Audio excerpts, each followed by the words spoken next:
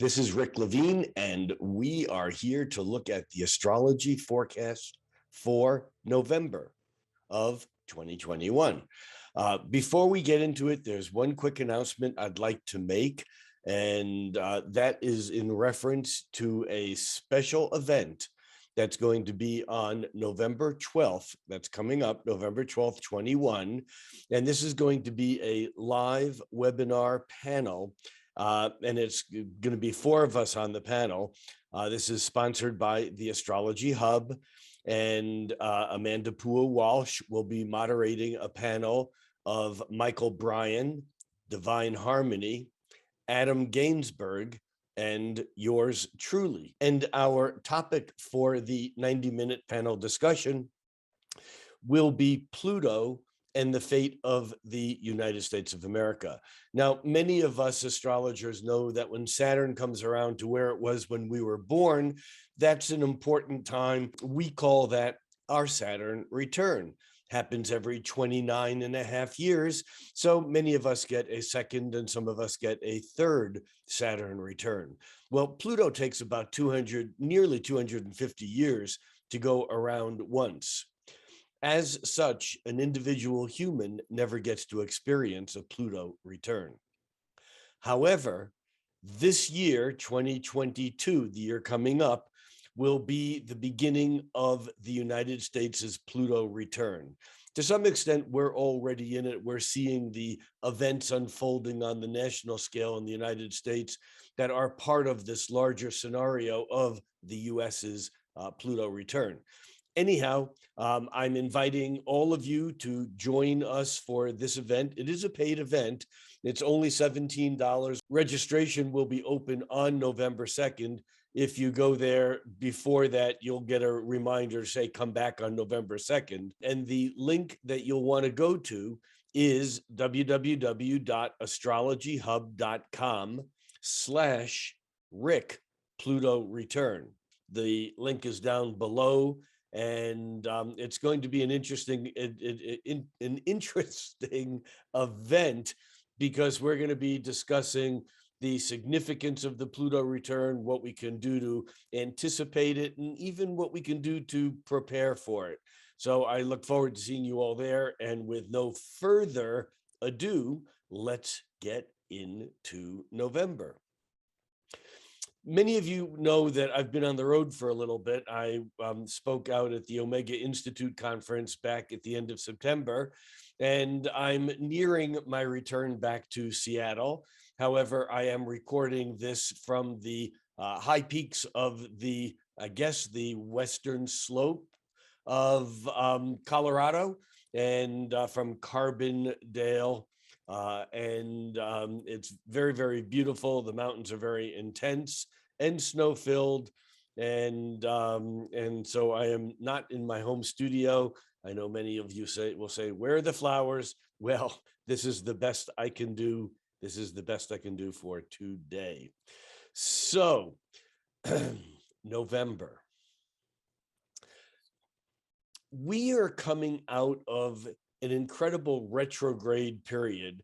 We're not fully out of it yet. There will be some more turns of the planets that are still retrograde over, not in November or December, I guess, December, January, and even into February. But over the past couple of months, we've seen Pluto, Saturn, Jupiter, all turn direct. Of course, we just had that Mercury retrograde, and Mercury is just coming out of its shadow, but also having turned direct. We still have Uranus and Chiron and Neptune retrograde, but all in all, there's a feeling of moving forward. The problem is we're not moving forward very fast. And hence the theme of this month is change is slow. Change happens, evolution happens, progress does occur, but it doesn't necessarily occur according to our preferred calendar. In November, we certainly have forward motion. We have several planets changing signs, but there are no outer planet changes. We have Venus moving from Scorpio into Capricorn on November 5th, and Mercury moving from Libra, where it's been because of the retrograde for quite a while, and that Mercury will be moving from Libra into Scorpio also on November 5th. We'll come back to all of this in greater detail in just a moment. I'm trying to give you an overview of the month. We have a Scorpio new moon on the 4th, and the sun opposes Uranus on the 4th. So we can expect the month to start off with a bang. There will be a real sense of intense energy as we move from over the first few days of the month. And in fact, my sense is that the first half of the month is quite a bit more intense than the second half of the month. I think we get some reprieve, and I've been listening to some of the other astrologers who are talking about what a disaster November is going to be. Now, maybe I'll be totally off the mark. Maybe I will miss it, but I don't necessarily see it that way. We have some stuff to deal with, and there can be some pretty crazy stuff, I think, in the first half of the month, and we'll explore why. But I think that we do get some easing of the energy toward as we move through the second half of the month and toward the end. But let's come back and just talk about the major pieces over the month. So we have that new moon and Mercury and Venus changing signs on the 4th and the 5th. We have by the full moon on November 19th, that is a lunar eclipse, and we'll drill down on that a bit. But in between those two dates, there is a whole bunch of stuff that goes on that actually is a bit stressful. We have Mercury and Mars squaring Saturn, and then we have Mars opposing Uranus. Remember, this year, 2021, is largely a study in the Saturn-Uranus square. Saturn, authority; Uranus, rebellion against authority. Saturn, tradition; Uranus, progression. Saturn, to some extent, karma, you deserve what you get. Uranus, busting through those boundaries and making something new happen, almost like creating new karma. Saturn square Uranus has been the background for most of the events of this year, 2021. And I think in November, we're going to see some real stress against those squares, which began the beginning of the year back in January. Jupiter squared Uranus, and Saturn squared Uranus in February. And that Saturn square Uranus was certainly tied up with the January 6th insurrection and the processing of it, the impeachment the following month. The second Saturn-Uranus square was mid-June, and the third and final one will be on Christmas Eve or Christmas Eve, depending on where you live on the planet. And although that should be the done deal, it's not, because those two planets, Saturn and Uranus, come back into being close to square, almost about a half a degree orb, but they don't make it exactly. And so it's easy to think that the deal is going to be done, that the change is going to be finished.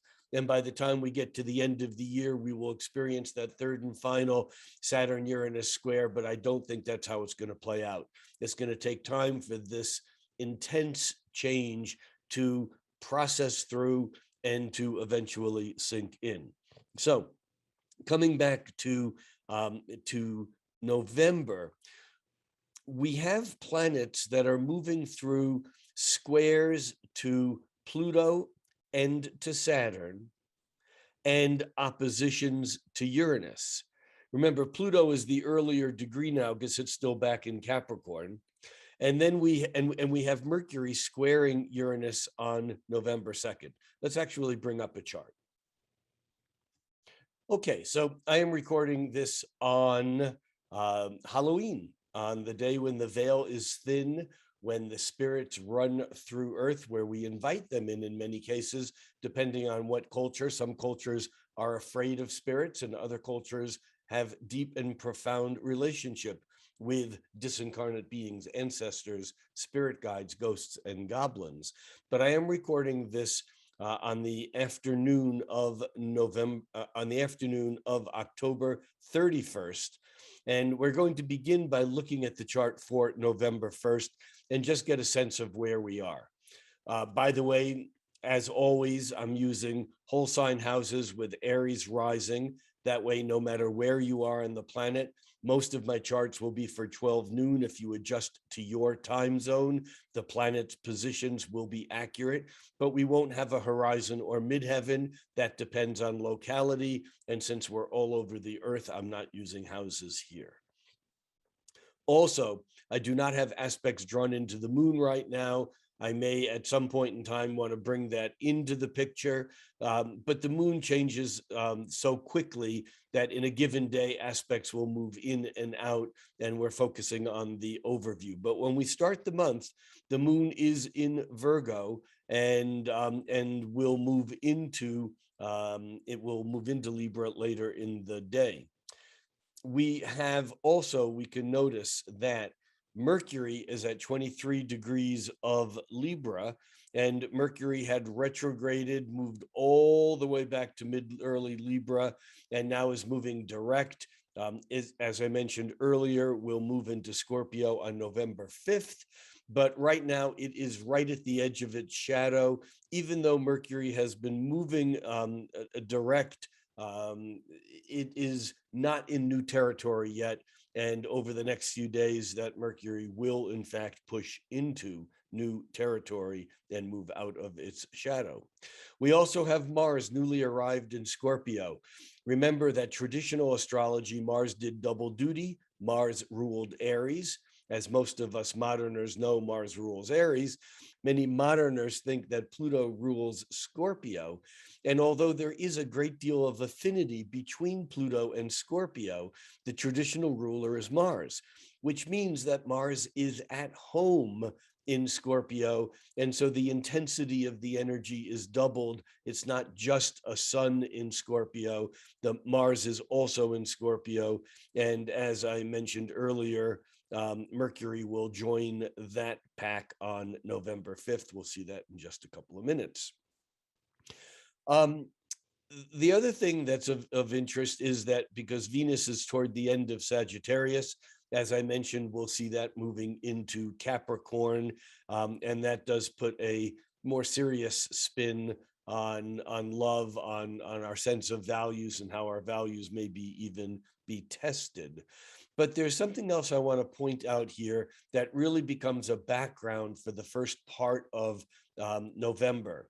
And that is, you can see that the sun and Mars are in Scorpio, fixed signs. The sun is at 9.5 degrees of Scorpio. The sun will move about a degree a day. The sun is already squared Saturn. It did that at the end of October. But the sun will eventually, actually just in a few days, the sun will move to oppose Uranus by November 4th, because the sun moving about a degree a day will catch up to that 12-degree Scorpio point, where it will then be opposite Uranus. And you can see there's already a red line that shows the sun is opposing Uranus. We'll watch that line get thicker as we animate this forward a day at a time. This T-square between Saturn, Uranus, and the planets that are moving through Scorpio is going to be a theme again and again and again, because each of these planets, one at a time, will square Saturn and oppose Uranus. And so we can expect this energy to really intensify. And also note that at the beginning of the month, Saturn and Uranus are at about 5 degrees of orb. Actually, almost 6, 7. Here's how I calculate orbs: 7, 8, 9, 10, 11, 12, and that Uranus is almost 13. So it's almost 6 degrees of orb. That orb, because Uranus is retrograding back into the square, and Saturn is now moving direct toward the square, that 6-degree orb will be 0 degrees by the end of December. So the issues around the old and the new, the conservative and the progressive, the various opposites that we are facing in conflict in so many issues, whether it's economic or whether it's pandemic related or whether it's relationship or personally related, we will see these issues that have been with us all year gradually build throughout the month of November and then through the month of December, coming to a crescendo at the end of December, then easing off next year. We might feel like, we're through it. But remember what Rick said, we're not, because those planets, Saturn and Uranus, will come back for another sweep. They don't make it exact, but they come close enough to really, really have some impact toward, in next fall, even around Election Day of 2022. So we'll have our eye on that. So let's move this ahead a day at a time. We start on the first of the month. The sun is quincunxing, that's that thick green line, to Chiron. There's issues here with the resistance to healing, with the annoyance of having those deep, passionate, scorpionic feelings and not quite being able to bring them up to the surface to talk about them in some way that brings resolution. We move to November 2nd, and now we can see that Mercury has moved to square Pluto. Here at noon, it's slightly past the square because it's exact early in the morning on November 2nd. Mercury squares Pluto. Remember that Mercury will eventually oppose Uranus, and we'll watch that unfold, that Mercury opposes Uranus on, actually, let's see, the sun does it on the 4th, and Mercury opposes Uranus on the 13th. So we're seeing this holding pattern of these planets first squaring Saturn and then opposing Uranus. And that Mercury square Pluto on the 2nd is intense communication. There's no way to make it light. There's stuff that's coming up that's very powerful and emotionally charged and may not be too easy to integrate. By the 4th, we have the new moon. The new moon in Scorpio occurs at 2:14 p.m. And here we are looking at the chart for the new moon in Scorpio that occurs at 12 degrees 40 minutes. The significant thing here is that when we look at new moons and try to get their feeling, their sense of what they are, we look to see if they're making any aspects to other planets. Here we have the new moon making an opposition to Uranus within 7 minutes of arc. 7 minutes of arc is less than it's about 1/8 of a degree. I was going to say it's less than 1/4 of a degree, but it's about half of 1/4 of a degree, or about 1/8 of a degree. What this means is that there is tension between that creation of the new in Scorpio, which is not a surface creation. This is deep. This is powerful. This is profound. This is stuff that's in the dark. It's been said that creation occurs in the dark. Even the impregnation of a seed occurs in the dark. The magic occurs when the lights are not on, where we can't see it. And that certainly has to do with the magic of Scorpio, having to be deep and down and dark and kind of hidden. But here the tension is between that in fixed Scorpio in opposition to Uranus in fixed Taurus. Uranus in Taurus doesn't want to move, but when it has to, it says, I'm going to move, and I'm going to move in style. And so we have here the maximum tension, I think, that we see on Uranus, aside from the exact squares from Saturn on the dates that we already mentioned. But we see here profound stress and tension, the stress coming from tension. Remember, stress from compression as a conjunction, and in fact, the moon and the sun aligning, that is a compression. Those two energies are focusing as one. But those two energies focusing as one are pulling away from Uranus. And that's like a guitar string stretched and ready to vibrate or snap. It's like a tug of war. That's tension. Tension is movement away from the center.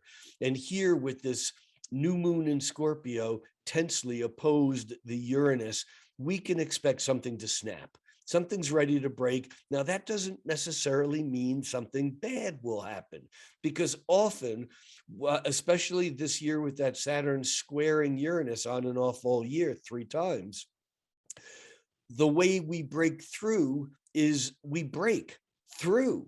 We break through. It's not gentle. It's not easy. And so sometimes there's a required sudden shift, sudden breakthrough, sudden explosion, sudden an earthquake. And I'm not saying any one of these things is what's going to happen, but an earthquake doesn't have to occur in granite. An earthquake can occur in our mind as we change our perspective or become aware that there's a point of view that we didn't know, that we glossed over or passed over. And now we realize, holy smokes, we maybe didn't see this correctly. And I think that there will be some of this change of awareness as this new moon opposes Uranus on the 4th.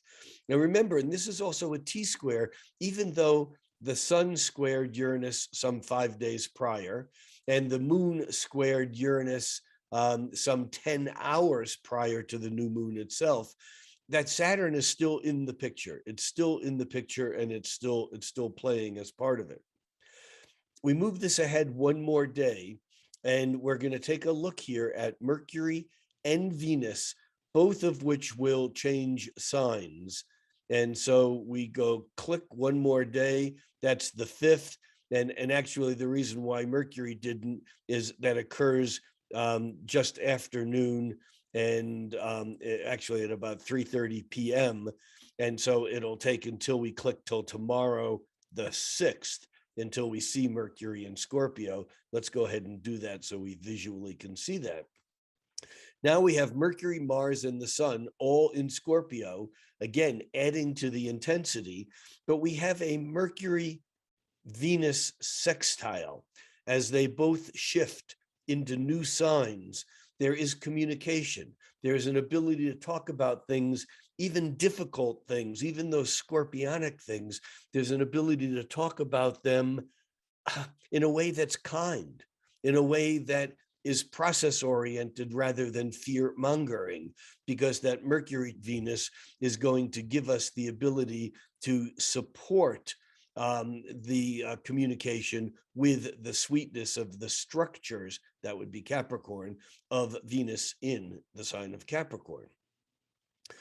As we move this ahead, the next important thing occurs as Mercury catches up with Mars, and that Mercury conjunction to Mars occurs on the 10th.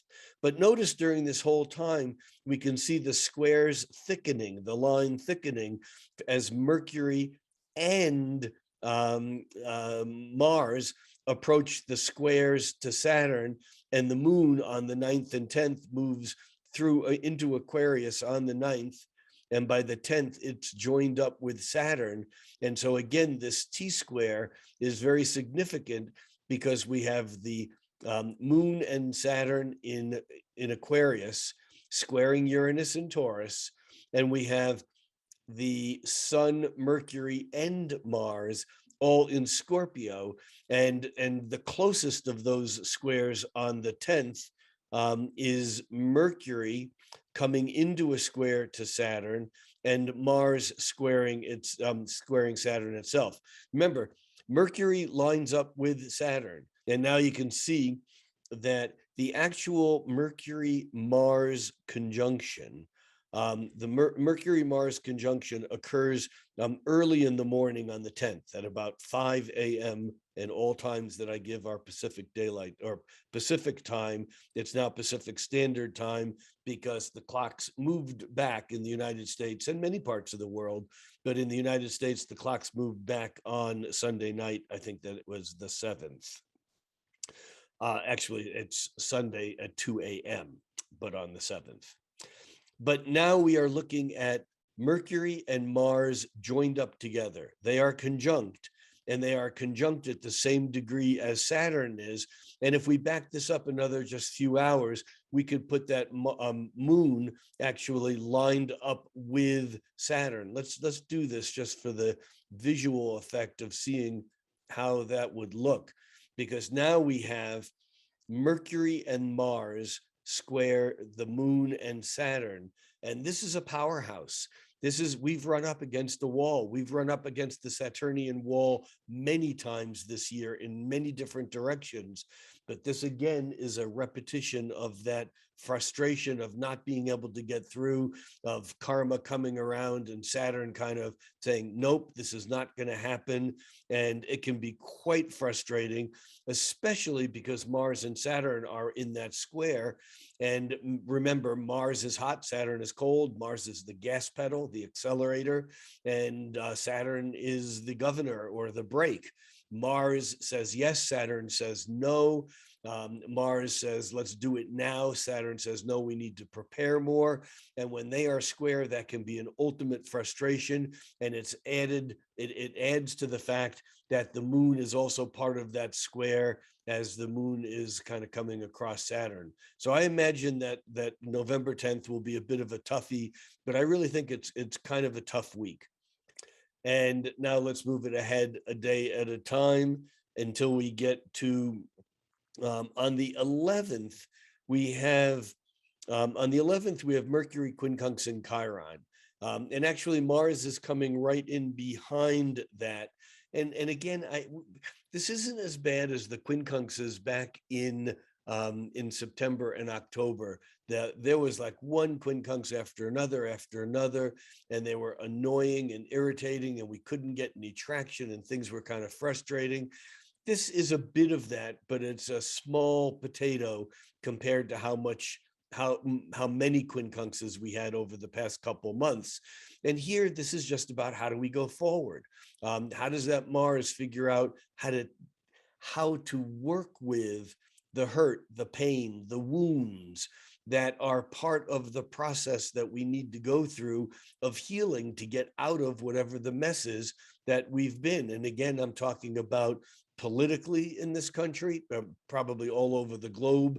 There are microcosms of these same issues, but also personally in relationships.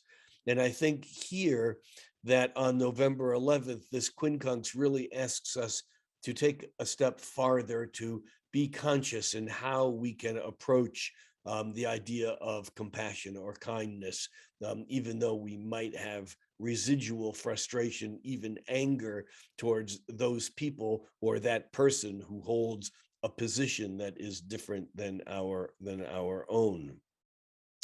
On the 12th, though, we also have the sun coming into a trine with Neptune. And this is the first of 3 trines that we're going to have. Not only does the sun make a trine with Neptune on the 12th, but Mercury makes a trine with Neptune on the 18th, and Mars makes a trine with Neptune on November 29th. And all of these trines have to do with the use of imagination. Now, remember, this, like anything else in astrology, can be positive or negative. We can take this November 12th day and just turn it into a fantasy and not have our feet on the ground, or we can go into some place of fear, which is also fantasy based, but we can go into some place of fear and kind of tumble down into the darkness, if you will. Remember, Neptune can be confusing because we lose our sense of boundary. And so this sun trine Neptune, it's important that we keep our spirits up and understand that what we imagine now actually has the capability of becoming real over time. It's almost like Neptune is the scaffolding that we use to build our Saturnian reality on. And as the sun comes up and trines that Neptune, there's that sense of we're moving toward a vision, even though it might seem like it's idealistic and or impossible. Then on the 13th, Mercury comes into the equation, and Mercury makes an exact opposition with Uranus. Now, remember earlier we talked about these planets making squares with Saturn, then oppositions with Uranus. We've already had the sun opposition to Uranus. That was back on November 4th. And there can be some real release of energy, some rebellion, something happens that is like a spark fires, and something can be out of control to possibly release or relieve some of the building tension. But now when Mercury is there, it's mental, it's intellectual. And so there's that sense of the awakener Uranus being sparked, and we can have these great breakthrough feelings, or ideas rather than feelings, that may or may not be grounded, but it's important to actually write them down, think about what they can be, and don't just let them come and go like a fleeting thought, because there's something that Mercury in opposition to Uranus really wants to tell us. By November 15th, we have Venus forming a square with Chiron. And here we can see Venus up here at 9 degrees of Capricorn, and Chiron on the 15th when it's exact. And this can be a bit difficult because we may feel alienated, excluded. We may feel, Chiron has a maverick sense to it. Maverick meaning not just wild, but not part of the pack. And the moon over that day is coming across Chiron and squaring Venus too. So on the 15th, we might have some feelings of feeling apart from the crowd, and yet at the same time, we might enjoy it. And the reason for that is that the sun at 23 degrees of Scorpio is perfecting a square to Jupiter at 23 degrees of Aquarius. And the sun and Jupiter are the two largest things in our local cosmic neighborhood. They together make up, I think they make up more mass than all the other planets put together. And this can be, it's interesting because it's a square, it's conflict, but it can be a conflict that's created by having too much self-assuredness, being blindly optimistic. And confidence is a good thing, but we need to be careful around this period of time of putting our confidence and our certainty into something that may not be what it appears to be. And that deepens on the 16th, because by the 16th, the sun is making a sextile to Pluto. And so that energy really kind of doubles down.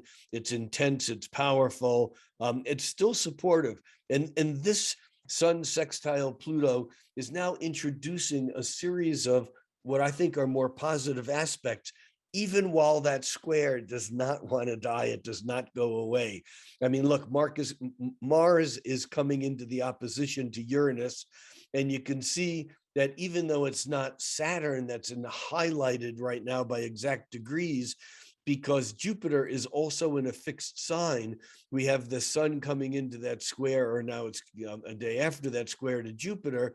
We're still getting the square energy of a T-square of 3 planets in fixed Scorpio opposing Uranus in fixed Taurus, and they're all fighting, or at least conflicting, with Saturn hold it back, Jupiter grow it slowly, Saturn hold it back, Jupiter make it happen, and this kind of expand, contract energy is part of the dilemma of what we're facing. And I think that on the 16th and even on the 17th, when Mars moves into the exact opposition to Uranus, Mars isn't always the nicest planet. I mean, it can be directive. It certainly can be unselfish, even in its work. But Mars is impulsive. Mars wants to take the shortest distance between 2 points and just push on it until something happens. So Mars in a tug of war with Uranus, and it's crazy how the moon keeps showing up in the picture of these exact heavier aspects. And so we have the moon on the 17th moving into Taurus, lining up with Uranus, opposing Mars, and our feelings are in this, and we can kind of take action that maybe isn't the best thing to do. Now, that doesn't mean we shouldn't take any action at all. It means that we need to pay attention, that actions have consequences, and that just because something seems like it's the right thing to do, it may or may not be the most intelligent thing to do. It's easy to get all worked up and do something because we know we just need to right now, and yet know that if we do this, this is going to create more problems than solutions. And I think that this Mars opposed Uranus could be that.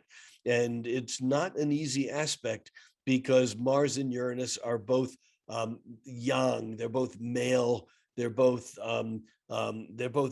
action oriented in a way, and they can really be conflictive and even explosive. So that's November 17th. And then again, we kind of have this dance between the stressful and the more easing or relaxing, because on the 18th, we get Mercury forming a trine with Neptune and Venus forming a trine with Uranus. Let's take these one at a time. Mercury trining Neptune, Mercury at 20 degrees of Scorpio, trining Neptune at 20 degrees of Pisces. This is now the dreamer that's dreaming things that make sense. This is the fantasy prone poet, musician that in some way is creating artistic form that moves people, hopefully in a direction that matters. And at the same time, we have Venus forming a trine with Uranus, Venus at 11 degrees of Capricorn. Actually, it'll be at 12 degrees a few hours later when it's exact that Venus trine Uranus is not exact until 10 p.m. on November 18th. So here we can see that the Venus is at 11 degrees Capricorn 52 minutes, and it'll take another few hours for it to actually catch up to that exact trine to Uranus. And this is liking new solutions. This is liking things, being attracted to things that are unusual, out of the box, that are outside of our normal sphere of operations. But this is an awareness opening.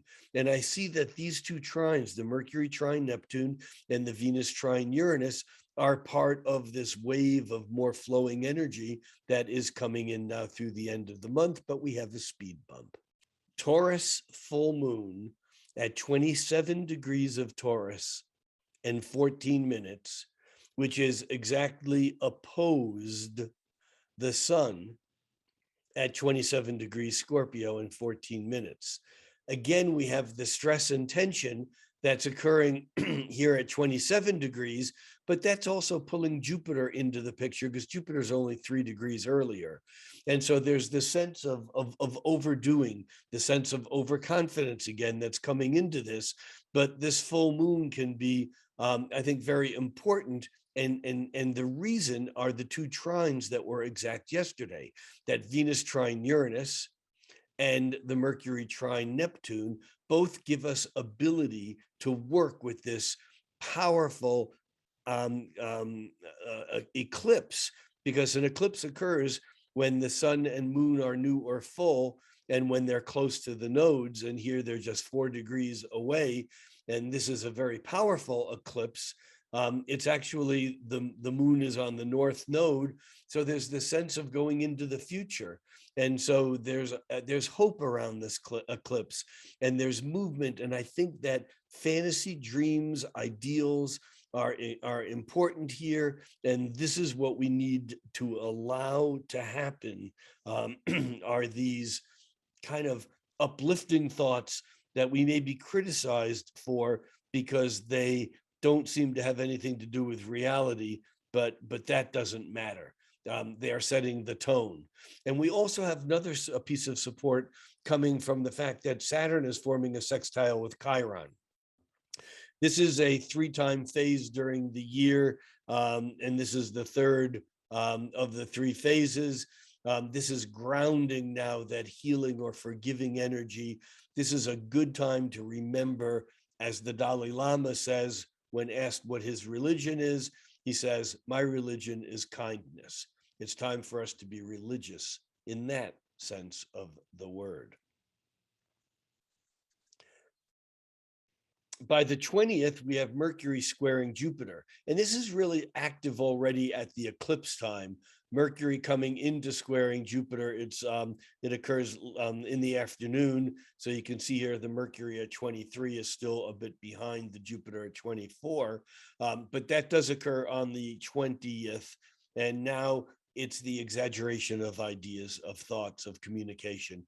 If someone tells you something today, don't disbelieve them, but assume that they're exaggerating somehow. It's almost like we all have this tendency today being the 20th, to say things a little bit more flourish, more possibility. The upsides are bigger when Mercury is square Jupiter, and that can get us into trouble. So we do need to pay attention to that. On the 21st, Mercury forms a sextile with Pluto, and this intensifies and deepens the energy again. You see this rhythm that we have of going again and again from expansive Jupiter to deep Pluto, from the contractive Saturn to the explosive or breakthrough Uranus.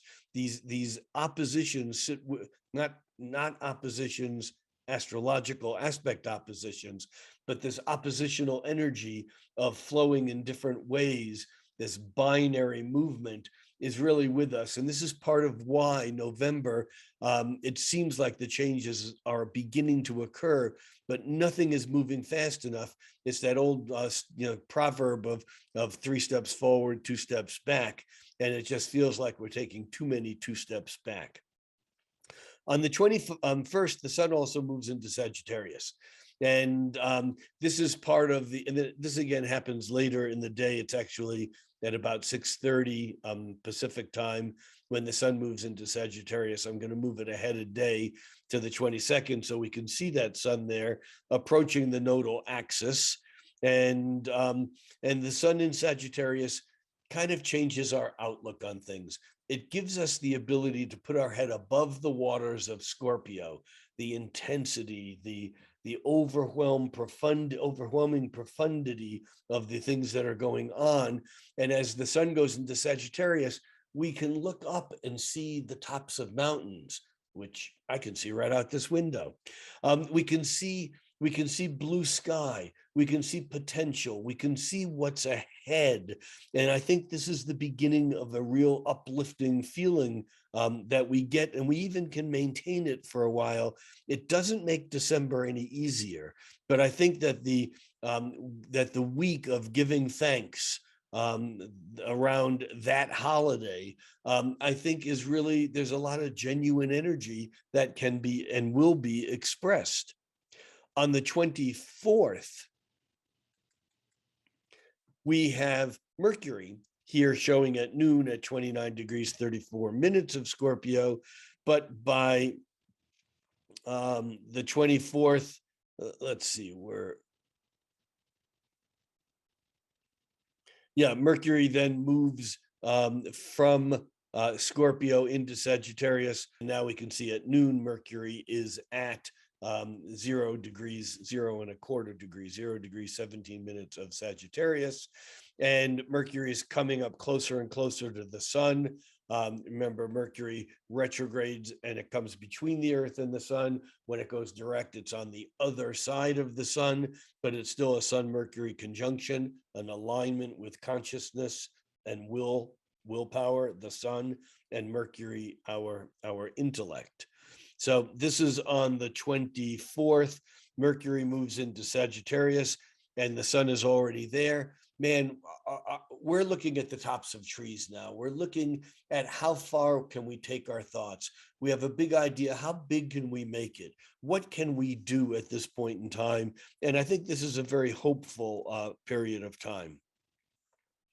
As we move along by the 28th, Mercury actually catches up with the sun. There it is right there. That's the 28th, but later in the day, it catches up, and now Mercury is ahead of the sun. The Mercury sun angle will elongate and widen and widen and widen until Mercury gets as far away from the sun as it can be, and then it will turn retrograde again, and this whole pattern will recur. That's on the 28th. On the 29th, we have more of these trines. Now we have Mars moving into the trine with Neptune. We have Mercury moving into the trine with Chiron. I mean, it's been a while since we've looked at a chart and have seen so many thick blue lines. Remember, the blue lines in my charts are sextiles and trines. Such an overwhelming preponderance of energy that is trine and sextile, and these two minor grand trines, meaning the Sun Mercury trine Chiron, and they're both sextile to Saturn, all clustered around 8 degrees. And then we have the Mars trine Neptune, that is also sextile Venus, which is 19. It'll be 20 degrees by tomorrow, the 30th. And you can see, there it is on the 30th, how this pattern actually holds for a few days. And this theoretically could be a time where, if we're willing to work, the problem is it's a holiday week and we're coming into the holidays, but the time to push on making progress in relationship issues, in job issues, in production on projects, in governmental negotiations, the time to push is not while there's lots of red squares and oppositions, because then we're dealing with the chaos, with the crisis. Now, when the time is when the energy is flowing on the 29th, 30th, this is the time to push. And I hope we, in our individual lives, and our elected officials in their government lives, have the sense to make use of these trines.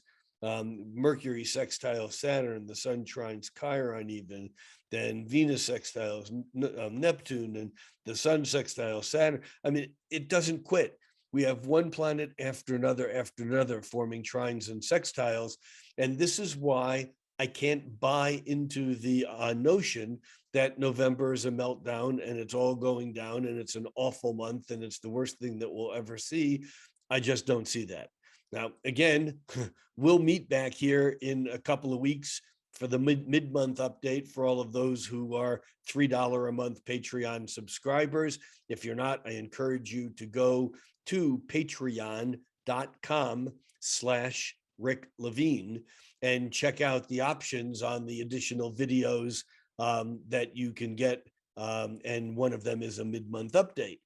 And at that mid-month update, we'll be taking a look at some of the crises maybe that we've made it through, and be looking forward to the second half of the month. And then as we do the monthly overview, the forecast for December, we will have a sense of how this has all played out. By the way, the good news continues to build right till the end of the month, when Venus is making on the 30th, let's take that, we're on the 30th already, when Venus is making a sextile to Neptune, the sun is making a sextile to Saturn. This is a time to dream and to build. And although the month may unfold slowly, rest assured, it is unfolding, and it's unfolding exactly on schedule. Sometimes in our humanness, we become impatient. We think things should move faster. We see answers and we think that that's the answer and that'll make all the problems go away. Of course, to me, that's a little bit like two astrologers who are using different house cusp systems, and they both know that their system is the one that's right. It's not about finding right versus wrong answers, because reality is complicated and multi-layered. It's about continuing to push up against those unknowns. It's about continuing to ask questions. It's about continuing trying to understand someone else's point of view, even if you think it's stupid, even if you think it's wrong, even if you think it's dangerous. There's a reason why someone thinks something differently. And if you can understand their perspective and they can understand your perspective, that then is the beginning of creating real compromise or real common ground where we can work together toward creating the future that we both want rather than arguing about how to get there. That's it. I'm Rick Levine. That's the month of November in a nutshell. I hope to see many of you on the November 12th Pluto return webinar. And I'll put that link there again for the Astrology Hub link to register for that.